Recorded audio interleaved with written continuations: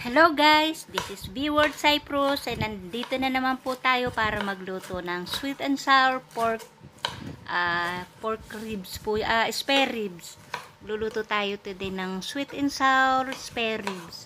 Yan, kinat ko muna guys, parang mali yata ang cutting ko pero okay na rin yan guys kasi ang alam ko sa ganyan, isa pansit yan pero mali nga ako ng cut kaya okay na yan.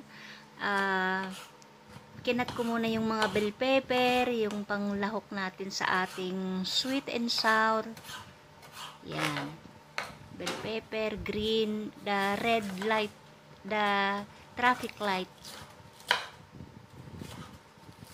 Ngayon ay green ang ating hiwain. Tapos pagkatapos yan guys, pinaghiwa-hiwa ko muna, ni-ready ko muna yung mga panglahok niya. Yan. Pinya, pineapple. Hiwain din natin yan ng small. Tapos, binabad ko muna ng ilang oras yung aking spare ribs sa paminta, sa toyo, sa sibuyas, sa konting bawang. Binabad. Ayan, tapos, bago ko yan guys iprito, nilagyan ko muna siya ng harina para maging malinamnam.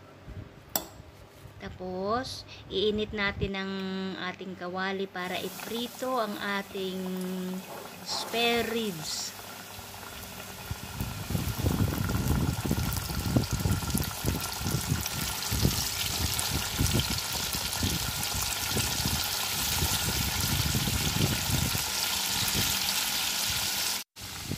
Ayan guys, dahil medyo mapula-pula na siya, konting minuto na lang at hinango ko na. Ganyan guys yung kulay, magandang kulay para pang sweet and sour. Tapos kapag naluto nyo na lahat ng meat, panibagong kaldero, tapos ilalagay natin yung sibuyas na yung pinalisan guys na pinagbabaran nyo, yun din ang ginamit kong sibuyas. Yung minarinade ko. Tapos, since naluto na yung spare ribs, ilalagay na natin yan ng ganyan. Anytime, mailagay mo lahat ng kanyang sangkap, yung kanyang mga ingredients.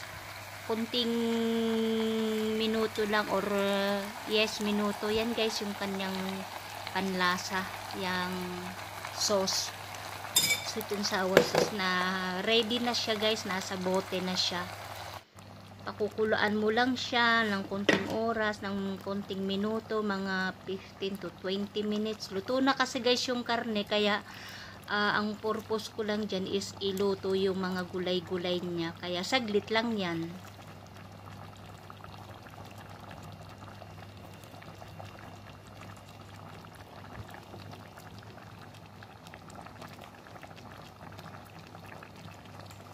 Ang ganda guys ng kulay niya no pag ganyan. Pero yung ano talaga na ano ako sa hiwa ko, dapat yan square. Pero okay na rin.